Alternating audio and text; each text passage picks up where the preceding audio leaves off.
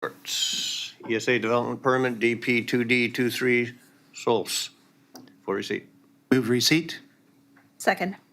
Discussion? I believe John will speak to this. Thank you, Mr. Chairman.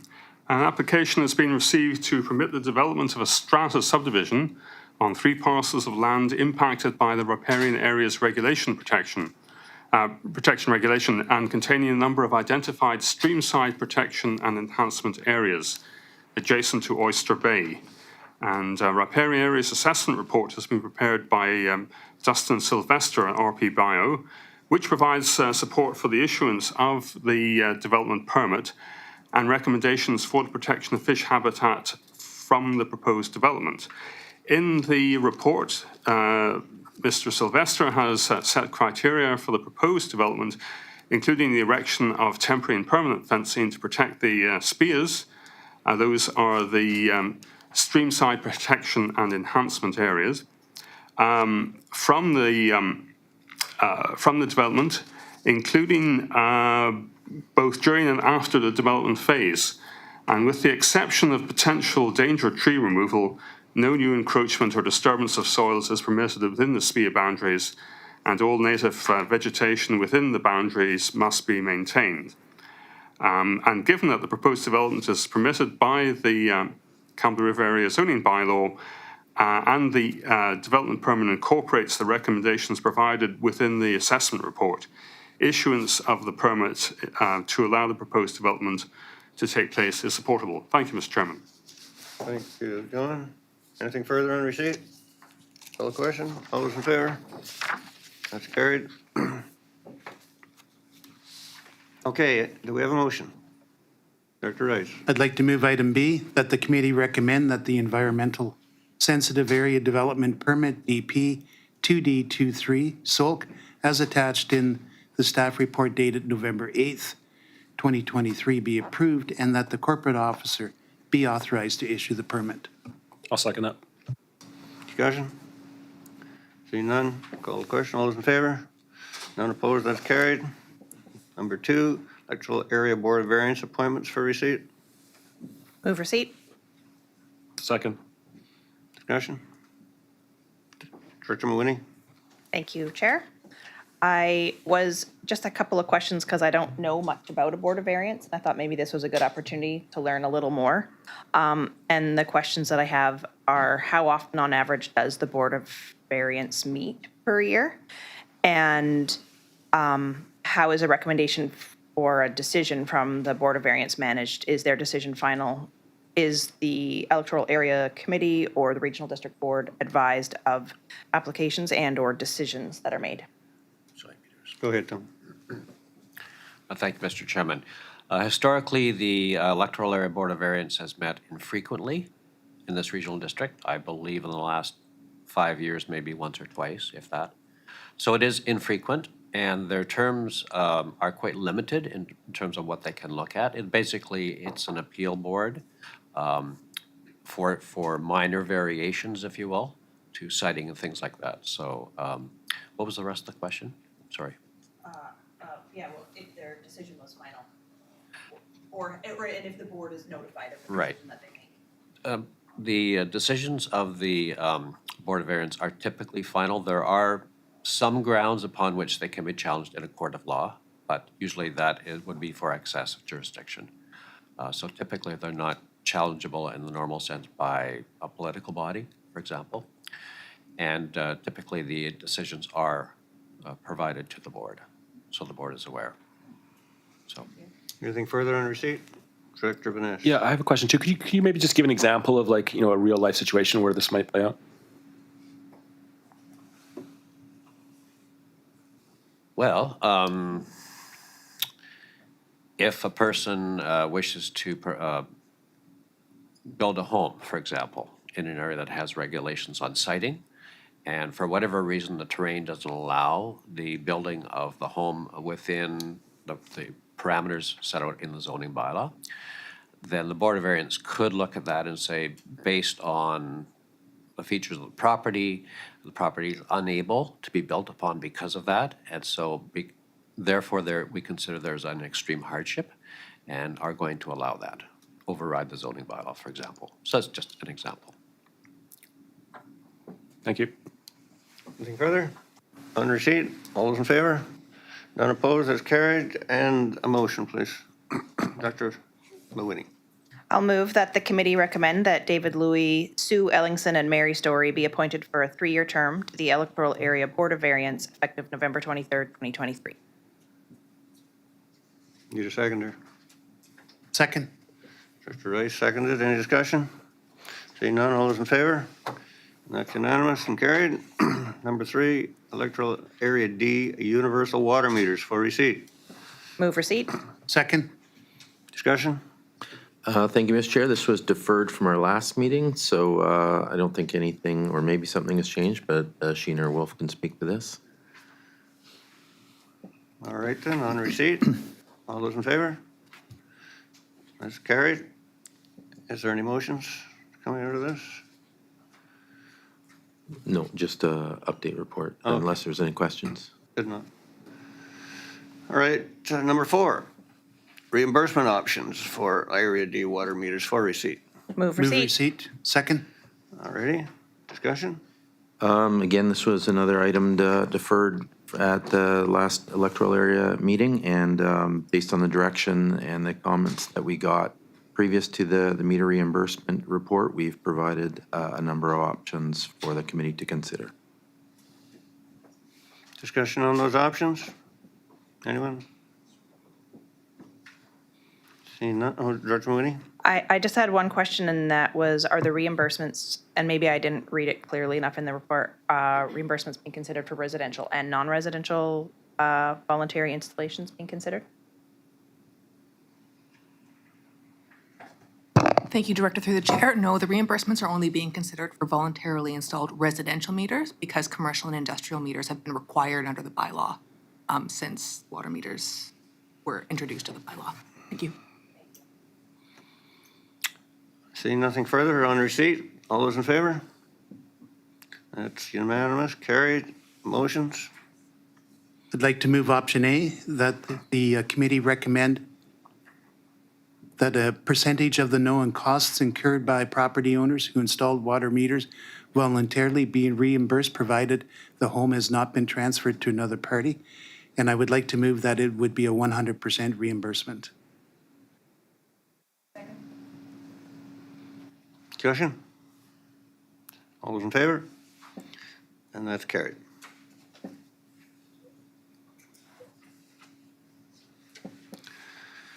Number 5, key change to provincial legislation on short-term rentals for receipt. Move receipt. Second. Discussion, staff? Thank you, Mr. Chair. I think Aniko is going to speak to this, as it was referred from the board back to EASC, and I think we've made some minor additions to the report as well. Thank you. Through the chair to the committee. The initial report that was provided back in September was a request of the electoral area director to provide information related to short-term rentals within electoral area C and their legal status of those short-term rentals. The report that was provided at that time did indicate that short-term rentals are considered commercial in nature and only permitted in those areas where commercial tourist operations are permitted, as they function similarly to a hotel, motel, or resort. We are aware that there are a number of short-term rentals in electoral area C throughout residential zones. We do enforce on those that we receive complaints about. The management of short-term rentals has not been contemplated to date. We did recommend in that initial report that the uses and permissiveness of short-term rentals be contemplated during our OCP review coming this early 2024. Subsequent to this report being provided to the board and being deferred, we are all aware of the new legislation that has come out that's currently being contemplated with respect to short-term rentals from the province as part of their strategy to address housing shortages within the province. And what that legislation is meant to do is to allow regional districts the authority to grant business licenses, which we have yet to be able to do to date, for not only short-term rentals, but also other businesses that that operate in electoral areas as well. In addition, for those municipalities over $10,000 or $10,000 people or 10,000 population, it requires those short-term rentals to have a principal residence as part of their short-term rental operations and one additional unit either within that dwelling unit or outside of. And then it will also require all short-term rental operators to register with the provincial registry and ensure that those platforms that manage short-term rentals ensure that they are registered and that they are compliant with local government bylaws. Now, this bill has yet to be passed, but this is the information that we've received to date. And Meredith has a short presentation with respect to the new legislation. So I have just one question, Radical, if I may. When it comes to licensing, will that be or can that be individual electoral areas have their own individual thing? Because Area A has so very few of this. There's only 2 that I even know of that we're probably not into licensing. Yeah, it's my understanding that each electoral area can opt in either to business licensing or also, which I missed in my high-level overview, into the requirement for short-term rental operators to first have their short-term rental within a single-family dwelling. So although our electoral areas are less than 10,000 in population, each electoral area can opt into that requirement on a yearly basis. Thank you. Anyone else? Dr. Rice? Just one more question. If an area does opt in, who would manage that? Like, how would we take care of that? We have not received that level of information to date.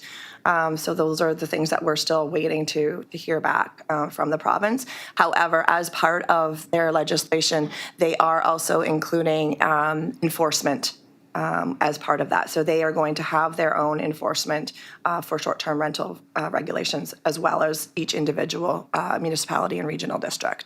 Thank you. Anyone else? Director Mooney?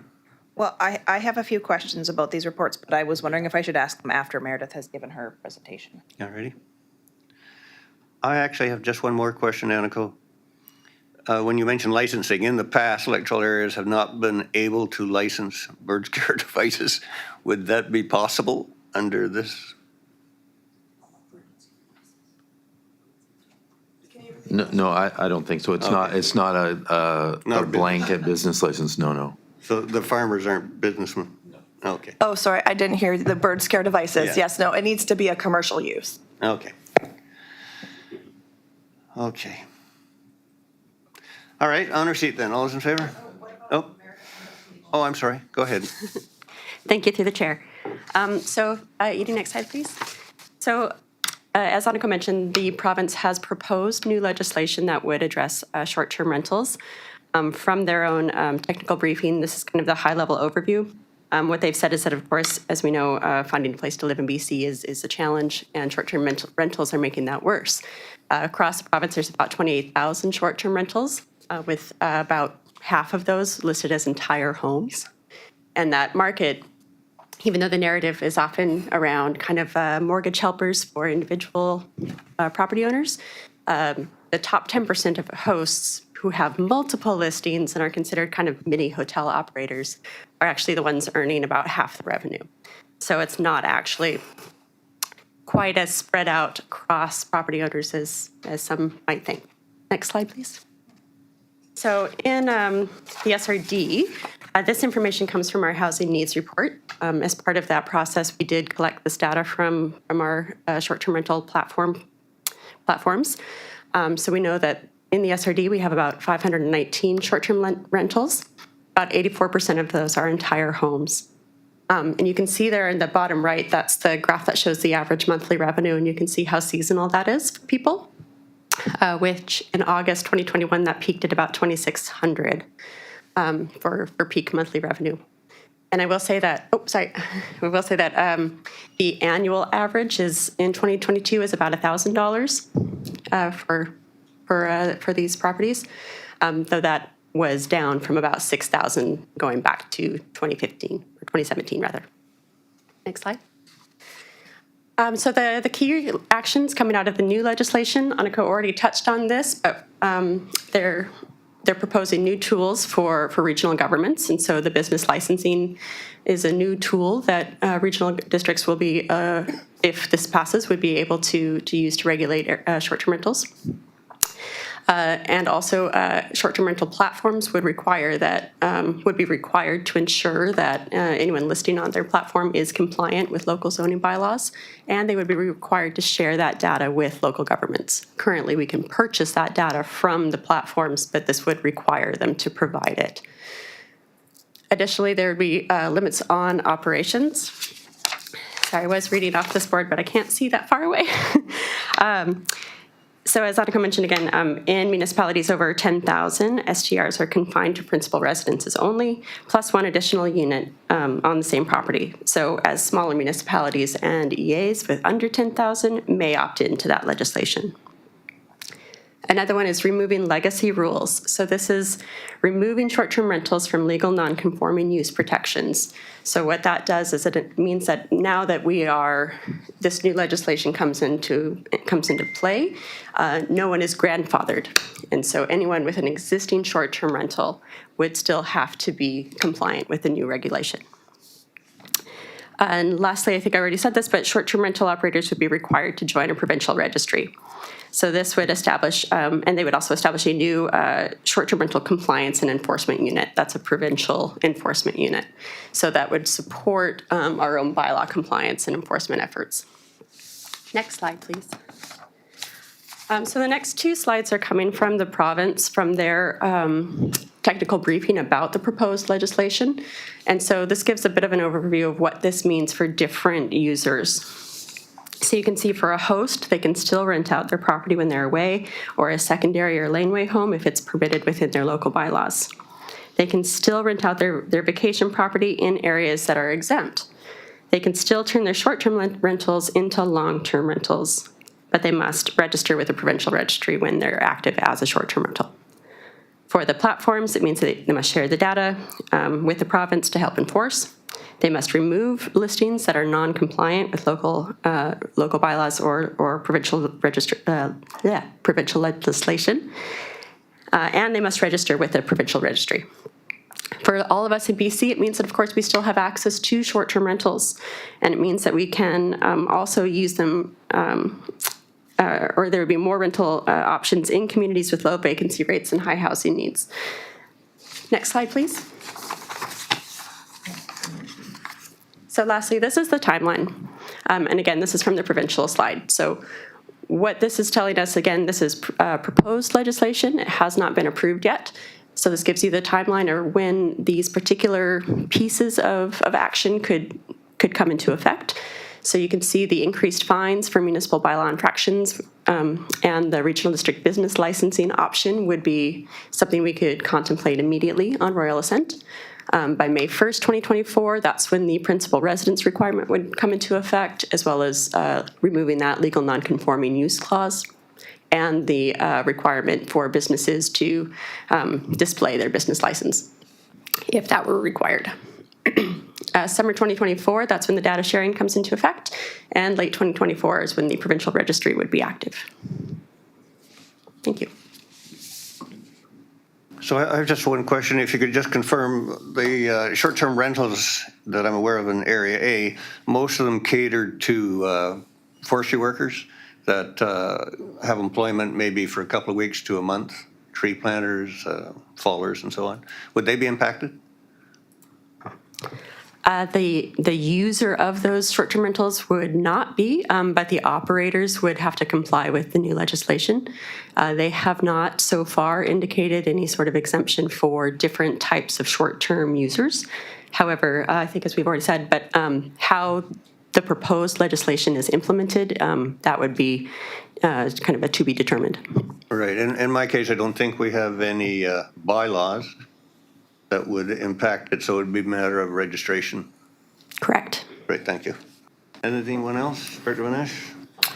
I have a question. First of all, I welcome this legislation. I think it's a good, solid move by the province to just think about housing as homes rather than investments, especially in small communities like our own.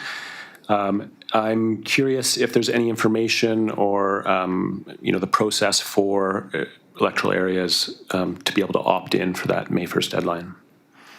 That has not been determined at this time, no. Say nothing further, then, Director Malini? Thank you. And thank you for that presentation because it answered some of the questions that I had, which are great. So it's sort of like a to be continued on some things. One other question I had that it maybe seems like was covered in more in the technical briefing than it has been on any of the public-facing websites was the provincial information that I've been reading was talking about business licensing for short-term vacation rentals, and you're talking about business licensing for all businesses. So is that if there was an interest in opting in for business licensing for short-term vacation rentals, does that necessitate an electoral area for opting into all business licensing, or are those separate processes?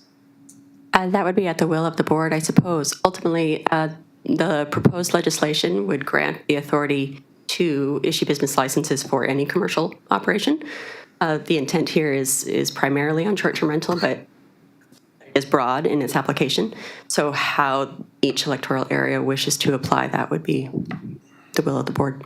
Okay, thank you. And my other question was sort of the reason that I referred the original report to the Electoral Area Services Committee, and it's around short-term rental use and the report which said that short-term rental use is essentially illegal on Quadra Island, and all of them should be on a commercially zoned land. And it seems to me that a short-term rental use, which is incidental to the residential use, lands within the description of the home-based business definition. And I do have the home-based business definition here, and I will share with you that it says a home occupation is an occupation, profession, or craft which is clearly incidental to the use of a dwelling unit for residential purposes or to the residential use of a lot, and does not change the essential residential character of the lot. And it goes on to say that there's a few more details in there. And I guess what I'm questioning is if staff could speak to the language that is in the current zoning bylaw, which indicates to staff that all short-term rental uses being considered commercial and requiring commercial zoning, as opposed to being considered a home-based business for those who also live on the property. Thank you. Through the chair.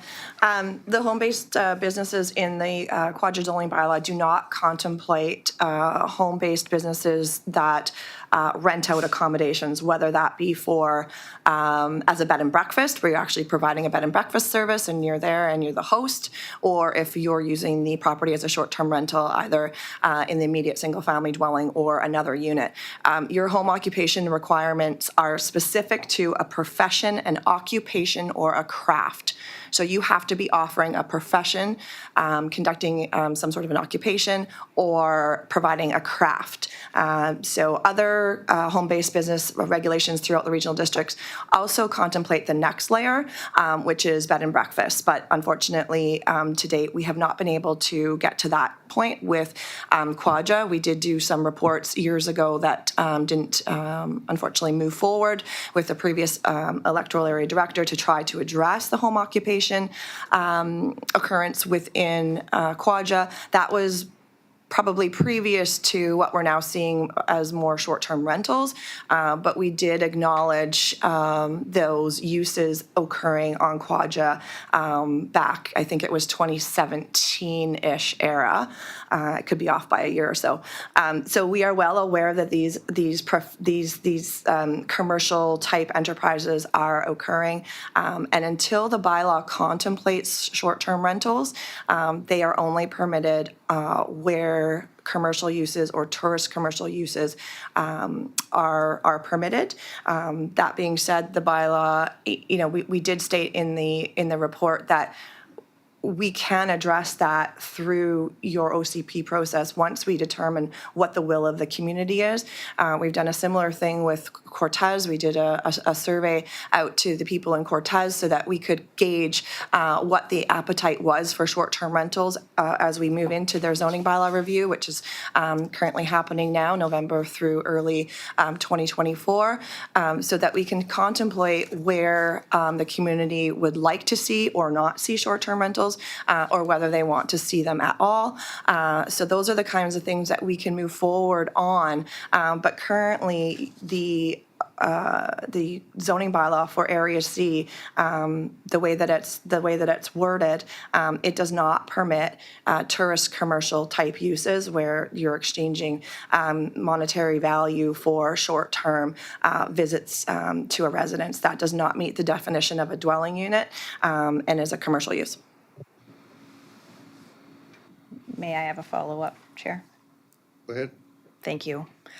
You know, I'm thinking about the report that Meredith just shared with us that said that the average income that was made on a short-term vacation rental in SRD was $1,000 a year. And that doesn't sound particularly commercial to me in many cases. Oh, sorry, $1,000 a month. I thought it was a year. Okay.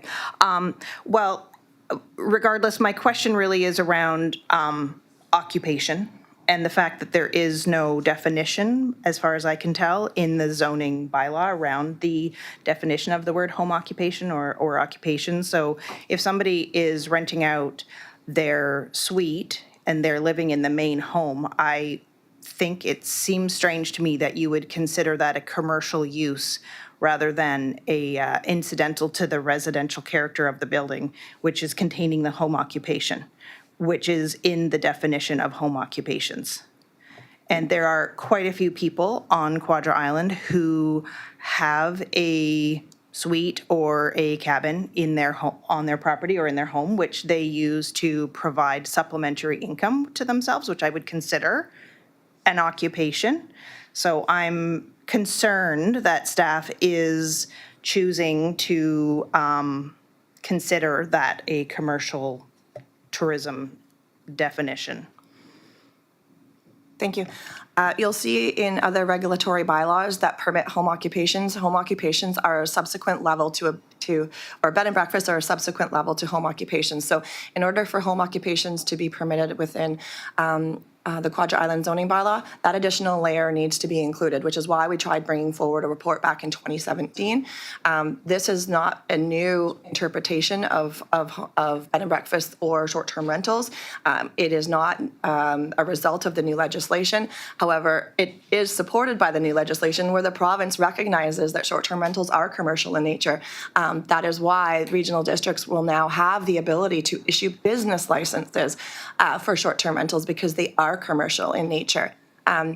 If your community desires to contemplate short-term rentals throughout residential areas on the island, all that's required is, and I say all that's required, it's a bit of a process, but certainly the bylaw can be amended to contemplate that and support that where it makes sense and where considerations have been given to adjacent land uses, potential land use conflicts, all of the things that go into determining where the best uses of lands lie. So I would suggest, as the report does, that certainly as part of your OCP process, we can start looking at what makes the most sense for Quadra and providing some permissiveness to the existence of both home occupation, bed and breakfast, and short-term rentals. Go ahead. Thank you, Chair. I guess my thinking in then you're referring to the provincial legislation, and the provincial legislation is saying that it is essentially going to be allowed if it's in your home or if it's on the property on which you live. That is exactly what I'm referring to. I'm not talking about commercial use when somebody owns a home and they live not even in Area C, but they're renting it out commercially, and maybe they're one of these people that you're talking about that has the the high level of property ownership and renters. But for me, when I see the provincial legislation, it sounds like they're actually approving for it to be a mortgage helper or help you to subsidize the expensive life that we find ourselves living in many cases right now. And that doesn't seem to be that the province is suggesting that those are commercial use. That the province recommending that people who's are having a short-term vacation rental in their principal dwelling or on their property are requiring a commercial business license as well? Yes, that is a requirement of the new legislation. So in addition to that, I don't know if it was highlighted on the slides, but the provincial legislation provides provisions to regulate short-term rentals, recognizing the impact that it's having on our housing market. The challenge here is to try to revert back to more long-term residential use. So with the requirements that are coming into play, hoping that some of these short-term rental users will actually remove those units as short-term rentals and turn them into more long-term residential use. Also on the slides that were provided, and we can send these to you, Director Mawhinney, is that all of this legislation is still contingent upon local government bylaws. So the local government still has regulatory control over where they see short-term rentals within their areas and whether they're permitted at all. And so the requirement for these, every single short-term rental to have a business license, to register with the platform, is notwithstanding the local government's bylaws, and they still need to comply with the local government. And that's why these platforms need to provide the regional district those that are registered, because even though they may have provincially registered, they may not be compliant with the local government, and the local government will have the ability as well, from my understanding, to have those operators removed from the platform because they're non-compliant with not only the provincial legislation but local government bylaws. Okay. Well, I appreciate the clarity on that one. And I guess I'm wondering, is this an opportunity for perhaps to have like public conversations? Like, will there be opportunities for public meetings with planning staff to discuss this before we move forward with the community? Yeah, so thank you for that, through the chair. That was what was recommended within the staff report. There is a process coming up where we are going to be doing community consultation. Our next step for one of those would be surveys like we did with Cortez. We had a really good response rate from the surveys that we did on short-term rentals, which will inform the zoning bylaw review process and assist us with providing regulations within the existing zoning bylaw. So certainly those are the next steps forward. I just can't give you a timeline on when that will happen. All right, let's call the question on the receipt of the COA's report. All in favor? None opposed, that's carried. Number 6, grant and age request, electoral area B, Cortez Island. For receipt. Move receipt. Second. Discussion? See none? All those in favor? Carried. Do you have a motion? B is a supplementary report to be received. Yeah. Just briefly, I just wanted to explain to folks the process that we did for grants and aids this year. Rather than me make these decisions, I asked the court. Just 1 minute, Director Vinesh. Let's just deal with the receipt on number B first. We did with B first, we did A, and we got B, it's a supplementary report. If you'd like to just move that. Okay, move receipt. Second. All righty, on that, any discussion? Call the question, all in favor? You have discussion on that report? No? All in favor? That's carried. All right, number C. Thank you, Chair. Just wanted to explain to the committee and to folks listening online the process for. Before you do, just make a motion first and get it on the floor, and then we'll talk about it. Okay, I'd like to move that the committee recommend the grant and aids be awarded to Cortez Island organizations based on option A in the November 6, 2023 supplementary report from the CAO. Second. All righty, and you would like to discuss that? I just wanted to just inform the public and the committee the process that I decided to go through with the grants and aids this year. Rather than me make those decisions, I asked the Cortez Community Foundation to put together a volunteer jury who received $60,000 worth of requests, and they went through quite a thorough process, meeting 3 times, multiple hours to discuss the merits and the needs, and these are the decisions that they've made that I'm passing forward. So thank you. Anything further? Call the question. All those in favor? And that is carried. Turn your mic on. All righty. Number 7, request financial assistance, Campbell River Search and Rescue Society for receipt. Move receipt. Second. Discussion? Seeing none, all those in favor of receipt? And that's carried. And B, do we have a motion? I would move B, that the committee recommend that a grant in aid for the Campbell River Search and Rescue in the amount of $4,000 be approved to assist with the cost of associated with replacing personal protective equipment to be paid from the Electoral Area D grant in aid budget. Second. Discussion? Seeing none, all in favor? And that is carried. Bylaws. Number 1, 276, Oyster Bay Buttle Lake Official Community Plan bylaw for receipt. Move receipt. Second. Any discussion on this? Director Rice. Just a comment. I'm hoping that staff would give me a little bit of time before the public hearing to sit down and go through this. Anything further? Thank you. Through the chair, I believe there's a recommendation for the public hearing to be held on December 6th. Right. But what I was asking is that it would be nice if I had an opportunity to sit down with staff before the public hearing. Yes, for sure. All right, call the question on receipt. All those in favor?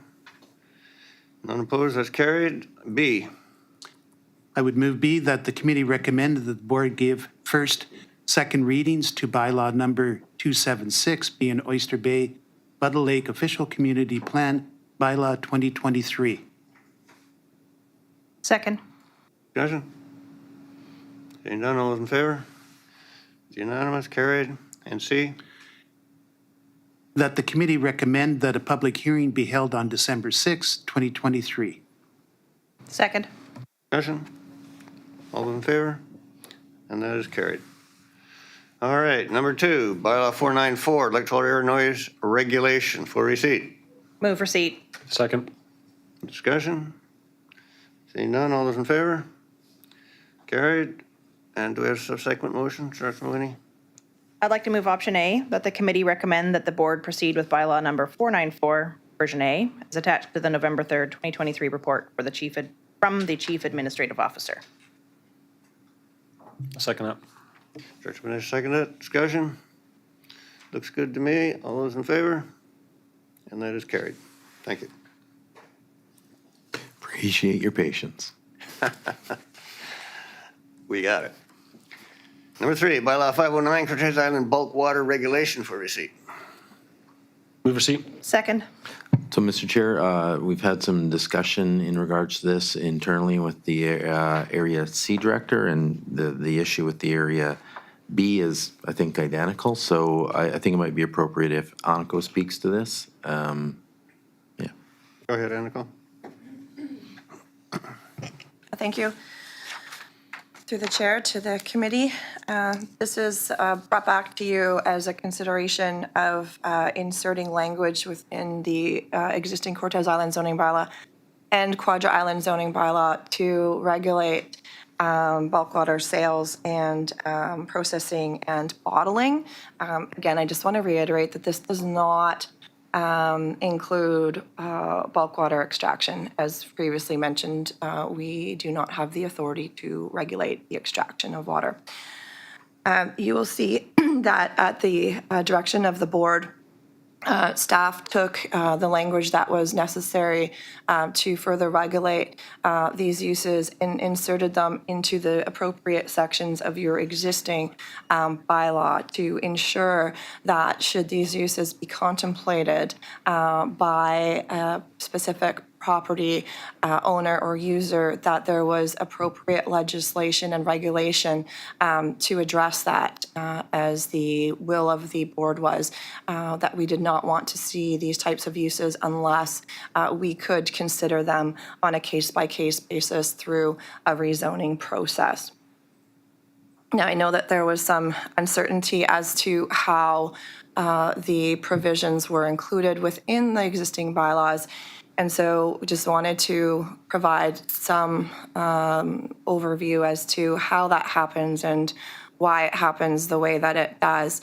So when we open a section of a bylaw through an amendment such as this that was triggered specifically for water bottling, sales, and processing, we are required to ensure that that section is legally defensible.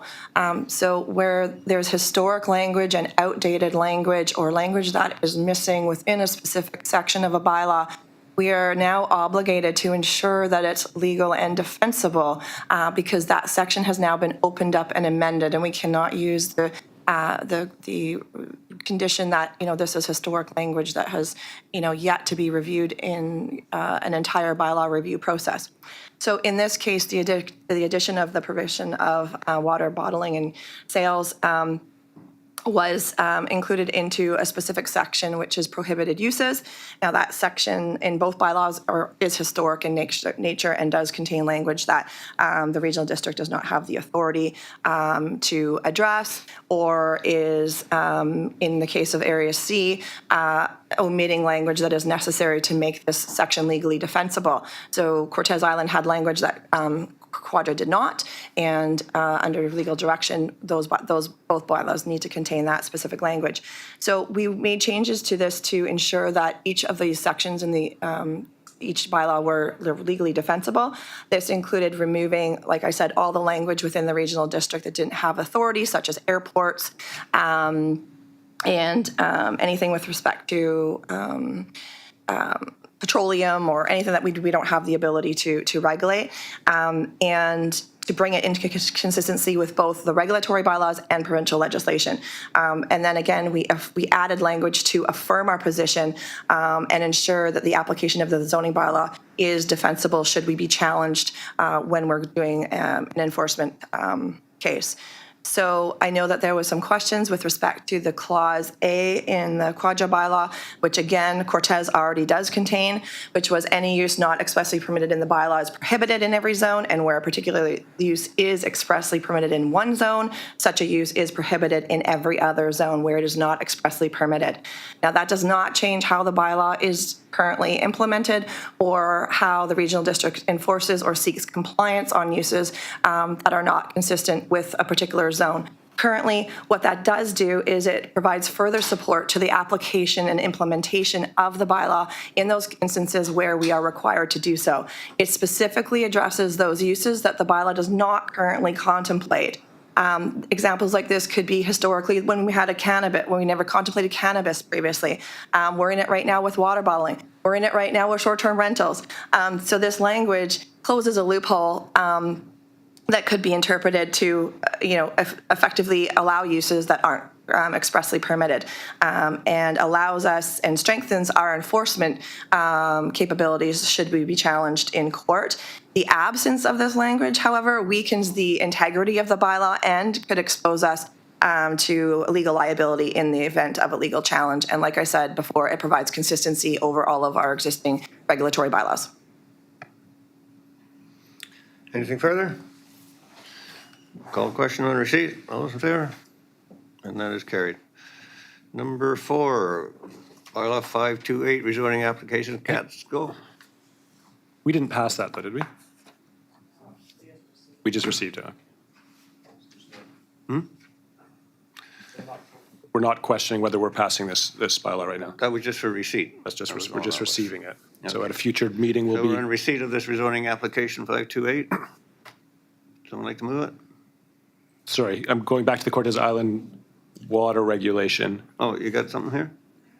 But we're just receiving this? We're not passing it, is that right? Thank you through the chair. My understanding is that it's on the table for consideration. I just don't know. There's no there's no motion here, but I believe the initial staff report recommended to consider first and second reading. Yes, if you look to the August 4th bylaw, or sorry, staff report attached to this one, it was recommended that 509 be introduced and read a first time and second reading. And there is no condition to hold a public hearing, though, with respect to this bylaw. So you could potentially give all readings, I believe, if the corporate officer would like to confirm that.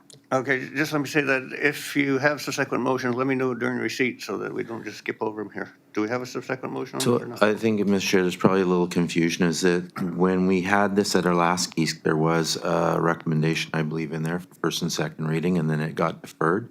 So we deferred it, brought new information back to the committee, and I think in hopes of passing the motion that was at the October whatever meeting we had. Right, yeah, I understand that. Yeah. Just nice to notify the chair when you got a motion. So, Yeah, I just wanted to say I don't have a motion, but I do have some comments and some adjustments I would like to see happen. And I'm suggesting that I come back to staff in between this meeting and the next meeting, given that it's 10:30 right now. We have a bunch of items on the agenda. I'd rather not spend 15, 20 minutes on discussing the finer points of this right now, but I would like to give input. What, do you want to put this back on the next agenda? Is that what you're saying? Yes, so I'd like to, Can we do that, staff? Yeah, we can do whatever you like. Let's bring it back in. Doesn't look like they're ready. to yeah, move just on. just for giving time constraint, it's 10:30 right now. We've got another meeting at 11, and this is going to take a bit of time. I would like to give input. We'll bring So it back the next I'll meeting make, after it's make a figured out. motion to defer it to the next meeting. Sure. And Second that. Anything further, Dave? Nope. Okay. All right, here we go then, on bylaw 528. We need to for pass receipt. that motion. Yeah, I vote in favor of that one, Well, of the deferral. all right. Got it. Carried. All right, now we're on 528, rezoning application Catskill. For receipt, Move receipt. Second. discussion. Seeing none, I'll call the question. All those in favor? That's carried. Motions, please. I move that the committee recommend that bylaw number 528 be forwarded to the board for first and second readings. Second. Discussion? Call the question. All in favor? That's carried. Item C. I'll move that the committee recommend the board authorize a public hearing to consider bylaw number 528 and that the public hearing be held at a date and time to be determined. Second. All those in favor? And that is carried. Bylaw 529, rezoning application Fedosenko. For receipt. Move receipt. Second. Discussion? All those in favor? Carried. Item B. That the committee recommend that bylaw number 529 be forwarded to the board for first and second readings. Second. Discussion? All those in favor? Carried. C.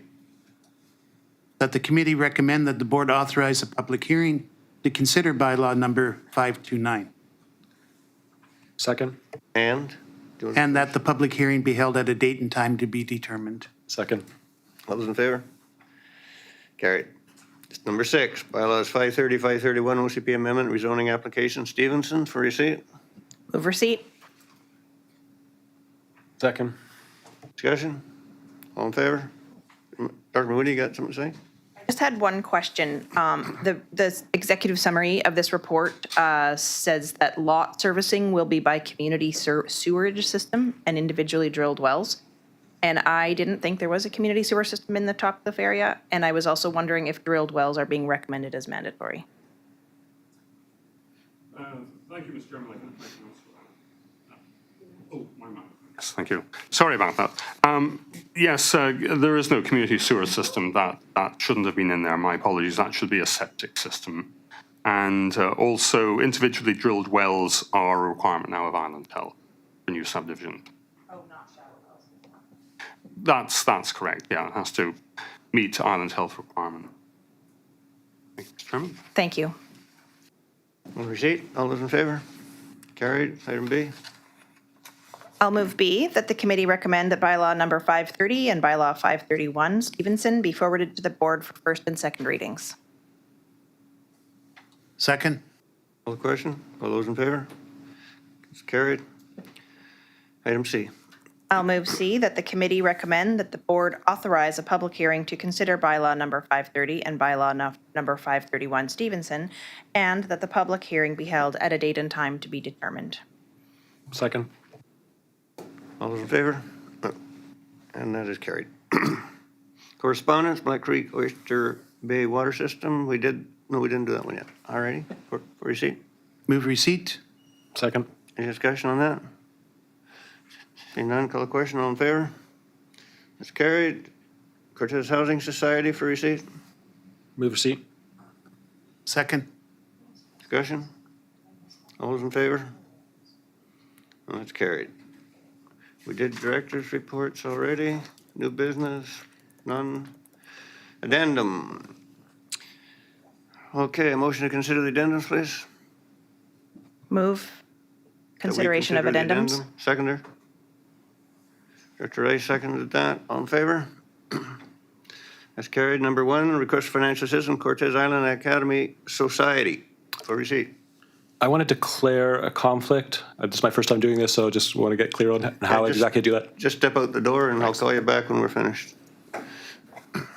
Typically, Mr. Chair, the director declaring conflict would indicate why they believe they're in a conflict.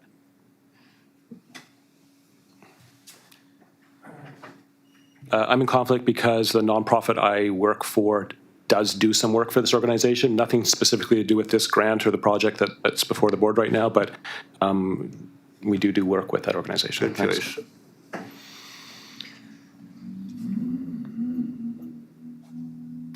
All right, somebody like to move receipt? I'll move receipt. You have a seconder? Second. Discussion? All those in favor? That's carried. Is there any subsequence on this? Director Maloney? Thank you, Chair. I am finding the options. I would like to move option A, that the committee recommend that a grant and aid in the amount of $4,500 be awarded to the Cortez Island Academy Society for equipment to be paid from the Electoral Area B grant and aid budget. You have a seconder? You want to second that, Director Rice, or not? No. Okay, and that is dead in the water. Okay, moving along, number 2.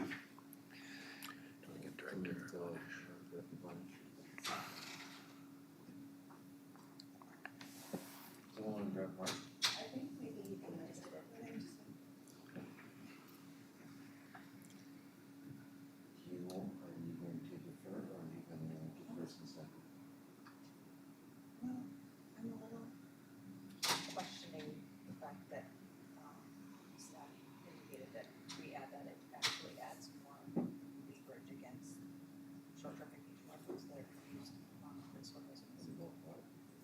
Well, because of the extra provision that's being shoehorned in. Let the audience at home know what's going on. What's that? Probably good to let the audience at home know that we're waiting for Director Van Ash.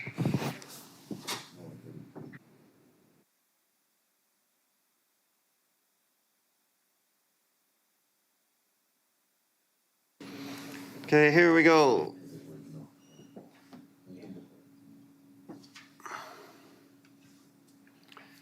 Number 2, bylaw 510, Quadra Island bulk water regulation for receipt. Move receipt. Second. Discussion? Call the question for receipt. All those in favor? That's carried. Motion for termination. You got something?